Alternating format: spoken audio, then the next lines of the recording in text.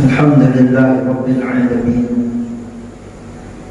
أشهد أن لا إله إلا الله الملك الحق المبين وأشهد أن سيدنا ونبينا محمدا عبده ورسوله صادق الوعد الأمين اللهم صل وسلم على سيدنا وحبيبنا ومولانا محمد سيد الأولين والآخرين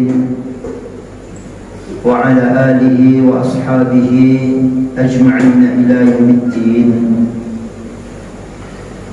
Kaum muslimin sidang jamaah Jumat yang dimuliakan Allah, marilah senantiasa kita selalu bersyukur kepada Allah Subhanahu wa Ta'ala atas berbagai rahmat dan karunia yang selalu dicurahkan kepada kita, dan semoga dengan kita bersyukur Allah semakin sayang dan cinta kepada kita, dan Allah akan menambah rahmat dan karunia-Nya kepada kita, baik dalam bentuk yang sama maupun dalam bentuk yang lainnya. Dan hendaknya kita selalu berdoa memohon kepada Allah Subhanahu wa Ta'ala agar pandemi segera berlalu, corona segera berakhir, sehingga kita kembali hidup tenang, tanpa ada rasa takut, tanpa ada rasa khawatir. Dan semoga Allah Subhanahu wa Ta'ala menjauhkan kita dari berbagai musibah, dari berbagai wabah, dari berbagai bencana, dari berbagai malapetaka dan azab, baik pada saat kita hidup di bumi ini maupun pada saat kita berada di alam barzakh, di alam kubur, dan juga di alam akhirat nanti. Kaum muslimin, para hamba Allah yang dimuliakan Allah Subhanahu wa Ta'ala, bahwa hidup kita manusia di dunia ini tidaklah selama-lamanya. Kita akan berakhir, semuanya akan berakhir. Kalau saatnya telah tiba, siap tidak siap, rela tidak rela, kita pasti akan meninggalkan dunia ini. Dan yang perlu kita ingat bahwa kematian tidak mengenal status, kematian tidak memandang usia, kematian tidak mesti ketika kita sudah tua. Ada yang baru lahir, bahkan ada yang sebelum lahir, ketika masih di rahim ibu dia telah berpulang. Ada yang lahir sebentar saja, bernafas, menghirup udara di bumi ini, meninggal. Ada yang usianya sekian bulan, sekian tahun, sekian puluh tahun, yang itu merupakan rahasia Allah. Hari ini alhamdulillah kita masih hidup, tapi apakah jaminan, ada jaminan kita akan hidup sampai sore nanti? Atau bahkan ada jaminan kita pulang dari masjid ini kita masih hidup, masih bisa bertemu dengan istri, bertemu dengan anak-anak, bertemu dengan saudara-saudara? Tidak ada jaminan. Lalu yang menjadi tanda tanya besar, apakah kematian itu untuk menyelesaikan semua masalah? Atau apakah dengan kematian, dengan mati semua masalah selesai? Tidak, saudara-saudaraku sekalian, tidak. Bila yang mati itu hewan, maka selesai, tak ada masalah. Ayam mati, kambing mati, kerbau mati, tak ada urusan. Berapa banyak padi orang yang telah mereka makan? Berapa banyak bunga di halaman rumah orang yang mereka makan, yang mereka rusakkan? Tak ada pertanyaan. Tak ada dosa bagi hewan, tak ada pahala bagi hewan.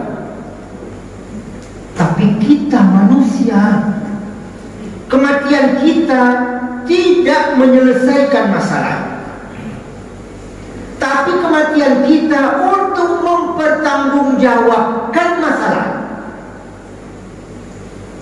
Semua yang kita lakukan ketika hidup di dunia ini, kita akan bertanggungjawabkan di hadapan Allah, dan kita akan merasakan akibatnya. In khairan fa khairun wa in syarran fa syarrun. Kalau kebaikan yang kita buat, kalau kebaikan yang kita lakukan ketika kita hidup di dunia ini, fa khairun, maka balasannya pun kebaikan, balasannya surga, balasannya buah-buahan surga, balasannya taman surga yang indah, balasannya nikmat dalam surga yang tak ada bandingnya. Tapi wa in khairan fa wa in syarran fa syarrun.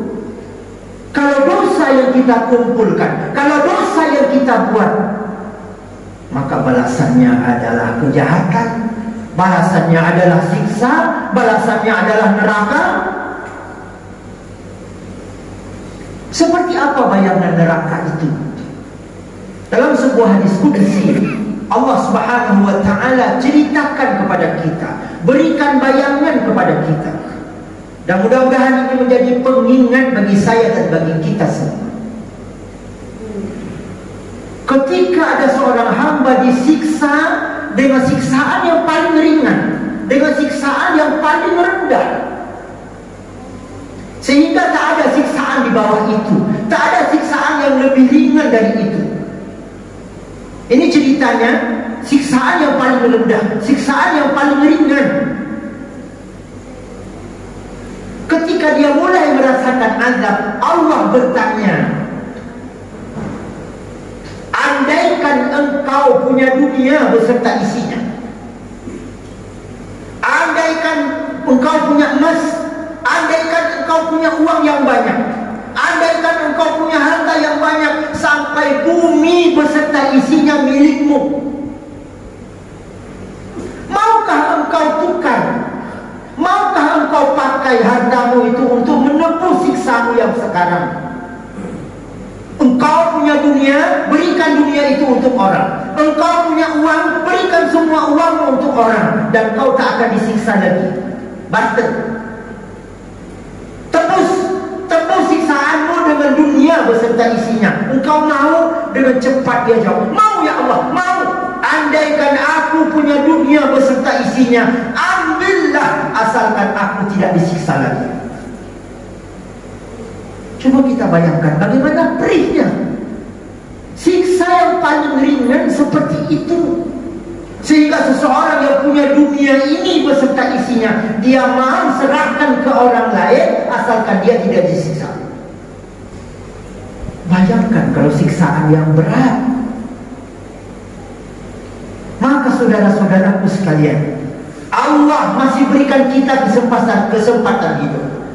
Jangan buat dosa, jangan tambah dosa, hiduplah yang bersih. Jangan buat dosa dengan Allah, apalagi dosa dengan manusia yang jauh lebih berat taubatnya dibandingkan dosa dengan Allah Subhanahu wa ta'ala. Dosa dengan Allah, bertahun-tahun kita buat dosa, bertahun-tahun kita langgar larangannya, kita insaf, kita istighfar, kita mohon ampun. Allah terima taubat kita, selesai. Tapi dosa dengan manusia tidak akan, saudara-saudaraku sekalian. Hari ini kita yang masih aktif, Yang sudah pensiun perlu renung-renung. Ketika masuk kantor, ketika masuk kerja, tidak tepat waktu. Masuk kantor telat, pulang cepat. Digaji dari jam 8 sampai jam 2. Dia masuk jam 9 sampai jam 1. 2 jam dia tidak bekerja. Berarti 2 jam. Gaji 2 jam itu tidak halal. Kita persingkat saja. Bulan itu dia masuk 75%. 25% tidak masuk. Berarti 25% dia tidak bekerja. Gaji dia ambil. Gaji yang tidak halal baginya. Kalau gajinya 10 juta, 25%, 2,5 juta. Masuk ke rekening 10 juta. 2,5 juta tidak halal. Karena dia tidak bekerja. Lalu ambil uang 2,5 juta itu, isi voucher listrik. Beli 1 juta. 1,500,000. Pencet, masuk arus. Berarti arus yang masuk karena uang dari uang haram, arus yang masuk arus yang haram. Hari ini hari Jumat, mandi di rumah. Mandi itu dengan air yang dipompa dengan mesin pompa air dari arus yang tadi haram. Berarti air yang masuk dalam bak kamar mandinya atau dalam bak penampungan di atas air haram. Mandilah dengan air yang haram. Berwudu dengan air yang haram. Masak di rumah pakai air haram. Minum di rumah pakai air haram. Pakaiannya disucikan dengan air yang haram. Lahir dan batin sudah penuh dengan haram. Fa'anna yustajabulah. Bagaimana Allah menerimanya? Saudara-saudaraku sekalian, kita tidak akan bisa lepas dari pengadilan Allah Subhanahu wa ta'ala. Pengadilan di dunia ini, kalau ada oknum hakim yang nakal, ada orang-orang tertentu yang bisa lepas. Seharusnya dia dipenjara 20 tahun, kasih 1 miliar. Ini ceritanya hakim nakal. Terima, selesai. Vonis 20 tahun menjadi 2 hari dengan uang 1 miliar. Cari pengacara yang bagus. Ada oknum pengacara yang bagus. Dia asal dapat uang dia akan bela, klaimnya mati-matian. Dia bela, cari pasal ini, cari pasal itu. Oke, dia padahal bersalah, tapi karena pengacaranya bagus, bayar 1 miliar menjadi tidak bersalah. Masih ada kemungkinan seperti itu. Tapi di akhirat siapa yang mau kita sogok, saudara-saudaraku? Malaikat mau kita sogok? Apa malaikat butuh uang? Allah mau kita sogok. Surah Al-Zalzalah ayat 7 sampai 8 Allah ingatkan kita. A'udzu billahi minasyaitonir rajim. Bismillahirrahmanirrahim. فَمَنْ يَعْمَلْ مِثْقَالَ ذَرَّةٍ خَيْرًا يَرَهُ وَمَنْ يَعْمَلْ مِثْقَالَ ذَرَّةٍ شَرًّا يَرَهُ. Titik. Orang-orang yang ketika hidup di dunia ini, para hamba Allah yang ketika hidup di dunia ini berbuat amal kebaikan walau sedikit, ya dia akan menikmati hasilnya di akhirat. Dia akan dapat imbalannya di akhirat. Wa man ya'mal mithqala dzarratin syarran. Dan begitu pula sebaliknya, orang-orang yang ketika hidup di dunia ini melakukan kejahatan, melakukan dosa, walaupun itu secuil, ya dia akan menikmati hasilnya, dia akan mendapatkan balasannya.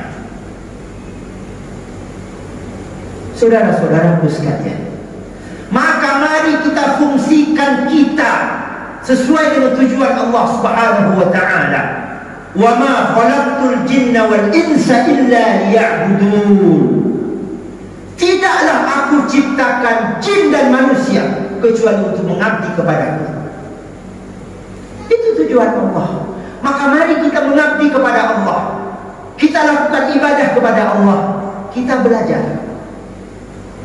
Dan maaf saudara-saudaraku, telah mulai ada umat pada saat ini, dia tidak mau belajar tentang ibadahnya, sehingga ibadahnya asal-asalan. Salatnya asal-asalan, bacaannya asal-asalan, rukuknya asal-asalan, sujudnya asal-asalan, tak punya ilmu. Nah, ini juga bermasalah. Allah perintahkan kita salat, bukan salat yang asal-asalan. Mana dalilnya? Rasulullah ingatkan kita, sallu kama ra'aitumuni usalli. Sallu, salatlah kalian wahai umatku, kama ra'aitumuni usalli, sebagaimana kalian mengetahui bagaimana aku salat. Bagaimana kita mengetahui Rasulullah salat? Melalui penjelasan para ulama. Sahabat menjelaskan kepada muridnya, Rasulullah begini salatnya, lalu murid itu terus sambung menyambung sampailah kepada Imam Syafi'i. Kalau kita di Indonesia, jalur mazhab Imam Syafi'i, murid-murid Imam Syafi'i, kita pelajari. Bacaan kita dalam salat, Bapak Ibu, para saudara sekalian, adalah bahasa Arab. Bahasa Arab itu tidak boleh rusak-rusak hurufnya. Bahasa Arab itu tidak boleh tertukar-tukar panjang pendeknya. Bahasa Arab itu tidak boleh hilang-hilang tasydidnya. Ayo kita bertanya, sudah siapkah kita? Sudah tahukah kita bacaanku sudah benar, rukukku sudah benar, karena guruku berkata sudah benar? Kita lihat contoh kecil saja. Bala, bala. Bala artinya betul, bala artinya kencing. Iyyaka na'budu bertasydid. Iyyaka na'budu wa iyyaka nasta'in. Wahai Allah, hanya Engkau yang kami sembah, dan hanya kepadamu wahai Allah kami memohon bantuan, kami memohon pertolongan. Kalau tasydidnya hilang menjadi iyyaka na'budu wa iyyaka nasta'in, hilang. Tadi iyyaka tasydid, sekarang iyyaka na'budu wa iyyaka nasta'in. Apa artinya? Wahai matahari, hanya Engkau yang kami sembah. Masya Allah, rusak iman dalam salat. Maka ayo kita belajar, saudara-saudaraku. Salat yang kita persembahkan kepada Allah tak boleh salat yang asal-asalan. Tahiyat kita sudah benarkah? Sudah betulkah kita baca at-tahiyyatul mubarakatus? Atau kita baca asal-asalan? Tidak, saudara-saudaraku. Salat yang kita lakukan asal-asalan belum dianggap kita sudah salat. Ibadah yang kita lakukan tanpa ilmu belum dianggap kita sudah beribadah. Wudu, sudah betulkah wudu kita? Basuh muka, yang mana muka yang wajib dibasuh? Dari mana sampai ke mana? Kalau tidak terbasuh batas muka, berarti tidak sah basuh muka kita. Ketika basuh muka kita tidak sah, berarti wudu kita tidak sah. Ketika wudu kita tidak sah, kita salat dianggap salat tidak sah karena tak ada wudu. Sebegini penting ilmu. Tapi kenapa ketika kadang seminggu sekali diajak belajar acuh tak acuh? Ada masyarakatnya 500, tapi yang hadirnya cuma 15. Ini masalah, saudara-saudaraku sekalian. Masalah. Karena ketika kita berada di alam kubur, tidak ada yang bisa tolong kita selain dari amal kita. Siapa yang akan tolong kita? Kita sudah lihat anak-anak yang paling kita cintai pulang setelah selesai penguburan kita.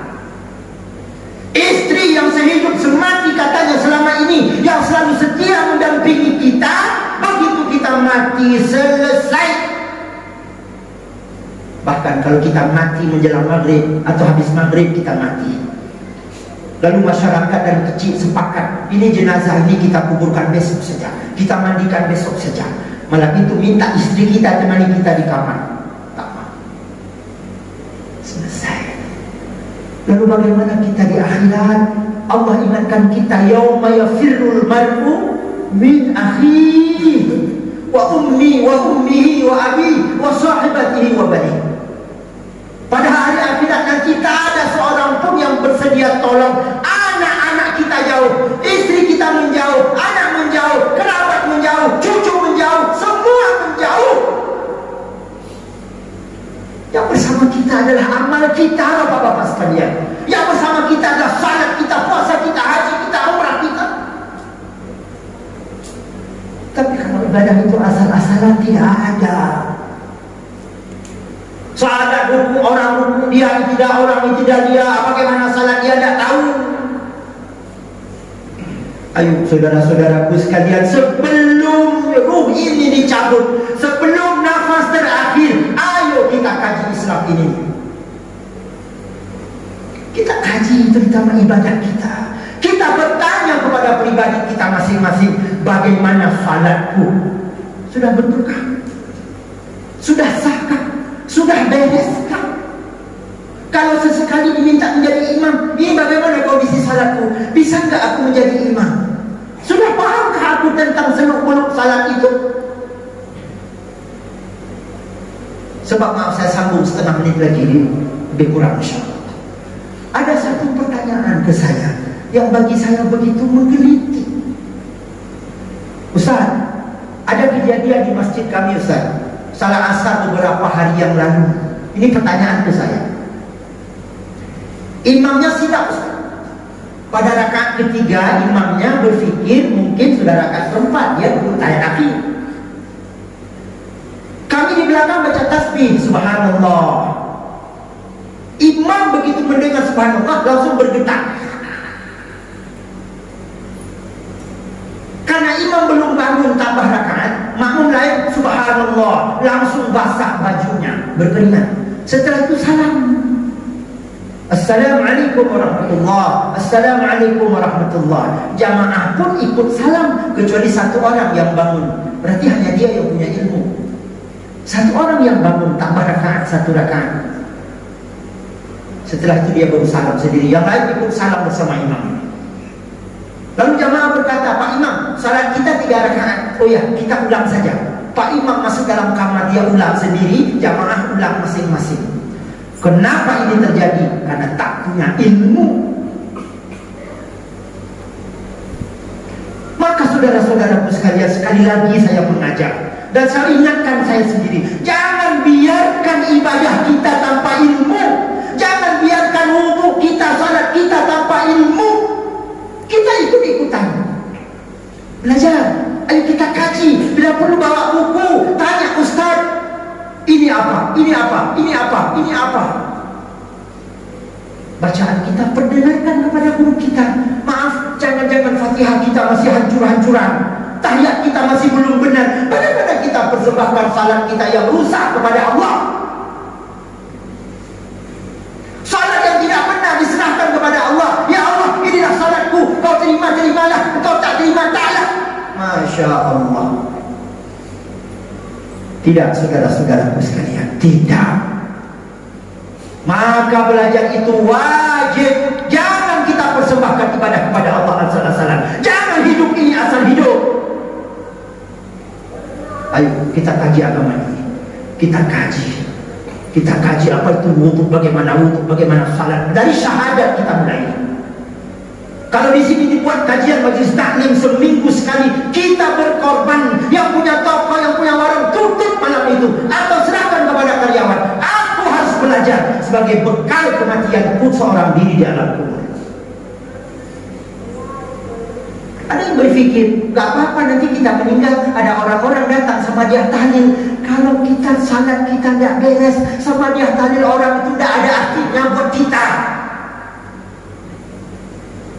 Kalau salat kita tidak ada, salat 5 waktu tidak beres, anak-anak sembelih kerbau sampai 10, tak ada artinya buat kita. Karena as-salatu imaduddin, kata Rasul. Salatlah tiang agama ini. Sama dia tahlil itu berdiri di atas tiang. Kalau tiangnya rusak, bagaimana dia berdiri? Puasa itu bertengger di atas salat. Kalau salat tak benar, tak ada tiang, bagaimana puasa?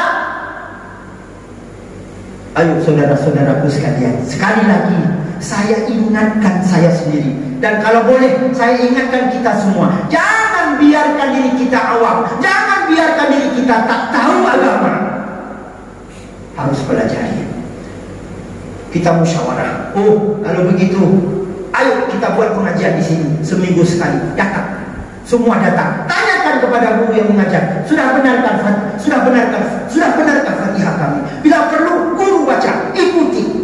Sampai kita sendiri yakin bahwa wudhuku sudah benar, salatku sudah benar. Insya Allah kita mati, tidur di alam kubur, laksana tidurnya pengantin.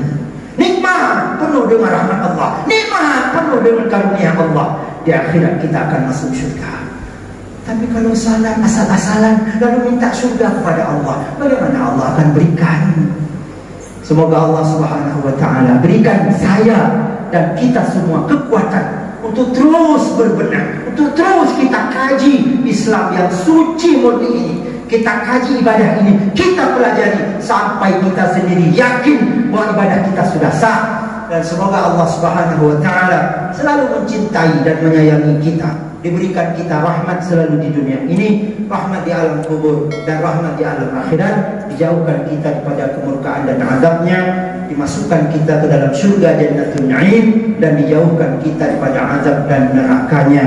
Amin ya rabbal alamin.